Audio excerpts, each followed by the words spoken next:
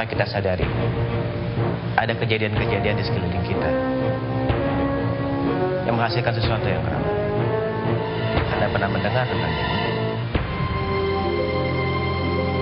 jenggot? Nggak tahu ya. Jenggot itu seperti ya bidan, itu manusia mumi ya. Dari arwah yang sudah meninggal mungkin ya. Nah, jadi dua alam, alam gaib sama alam dunia gitu. Jadi dari alam gaib mungkin masih mengenal alam dunia. Ya kayak kecil orang cuma rambutnya panjang, punya kukunya panjang gitu loh. Saya kurang percaya sama jenglot gitu. Masalah kenapa?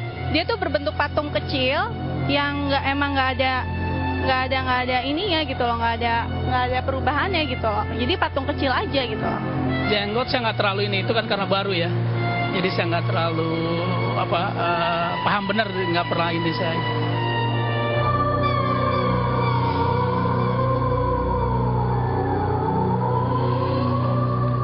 Jenglot itu saya dapat di Gunung Menumbing, Pulau Bangka, sekitar 7 tahun silam. Saya didatangi sepasang kakek-kakek dan nenek-nenek. Kemudian mereka memberitahu saya di mana ada jenglot itu saya mesti ambil. Ya udah, kemudian saya berangkat ke gunung tersebut dan melakukan ritual di sana. Begitu saya tiba di atas gunung tersebut, saya diajari membaca mantra sebelumnya yang lewat mimpi itu saya panggil. Kemudian kakek-kakek dan nenek-nenek itu muncul di hadapan saya, malah menantang gitu, ya saya terus duduk wirid, tapi sepertinya tubuh saya ini terdorong sampai ke bibir jurang.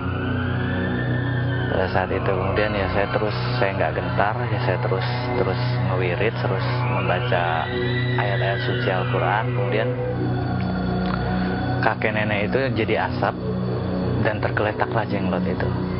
Saya melihat jenglot itu sesuatu benda yang benar-benar antik ya, karena dalam bentuk jasad, tapi dia tetap tumbuh. Organ-organ tubuh itu tetap tumbuh, seperti kuku dan rambutnya itu akan bertambah.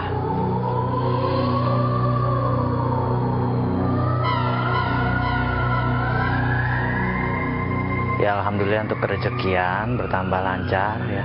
Terus menjaga dari serangan-serangan halus dari luar.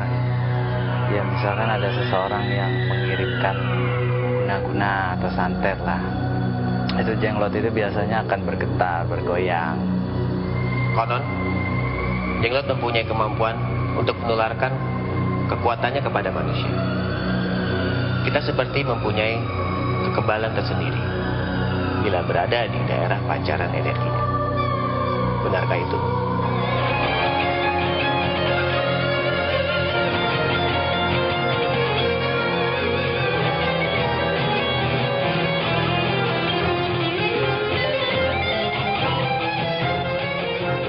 Pemirsa, di sebelah saya sudah ada Mas Hendra yang akan memperlihatkan pancaran kekuatan dari jenglot.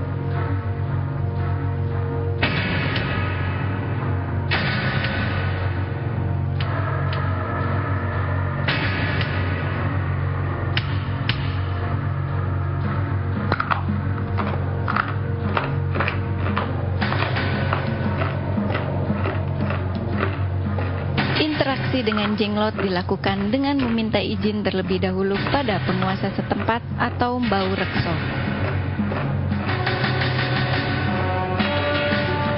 Proses kontak secara spiritual diawali dengan mengucapkan bacaan-bacaan yang memiliki makna tertentu.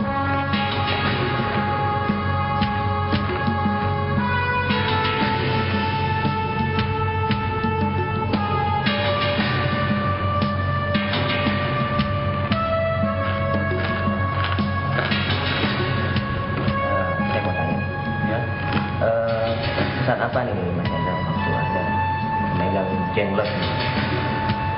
Pada awalnya ya, emang saya kan masih orang awam gitu ya. Ya agak sedikit takut atau gimana gitu, grogi gitu ya. Tapi setelah megang ini ya timbul keberanian tersendiri gitu. Seperti ada kekuatan yang melekat dalam tubuh kita gitu ya.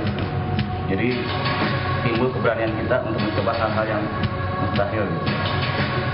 Apa itu sering dilakukan? Nggak selalu sih ya. Pada waktu makan beling ini apa yang bisa dirasakan? Ada yang gimana? Pada waktu makan beling. Kalau udah dalam kondisi seperti ini ya udah tidak ada rasa apa-apa lagi gitu. Jadi beling-beling ini ya udah seperti ya kita ibaratkan kalau kita makan kerupuk aja gitu. Jadi nggak ada yang aneh. Ya, Seperti biasa aja. udah biasa aja karena kan pengaruh dari kekuatan ini nggak meresap ke dalam diri kita. Biasa. Ternyata yang masih ada yang percaya dengan kekuatan gaib seperti Mas Hendra ini. Setelah memegang jenglot, dia merasa mempunyai suatu kekuatan lain sehingga dia berani untuk melakukan hal-hal yang sifatnya di luar dari kebiasaan manusia.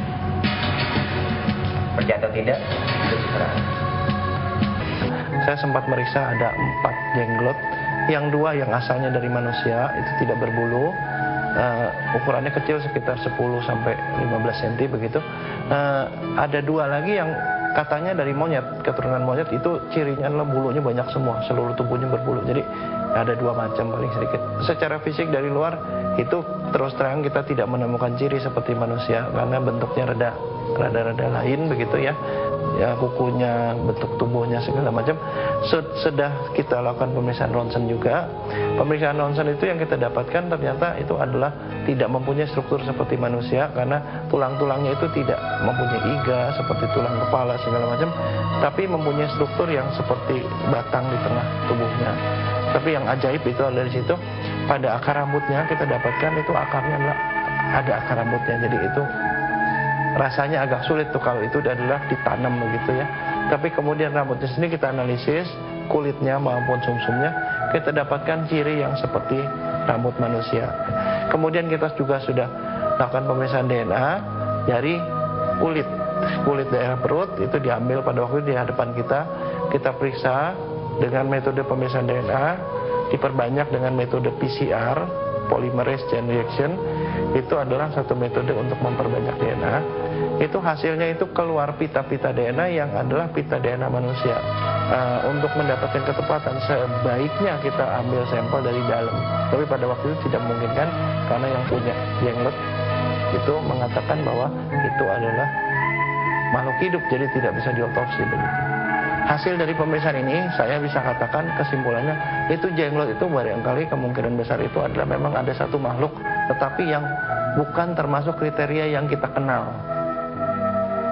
Tuhan menciptakan harmonisasi kehidupan manusia dengan alam sekitarnya. Sikap yang bijaksana akan membawa kita pada kematangan jiwa. Saya Hari Panca, menunggu Anda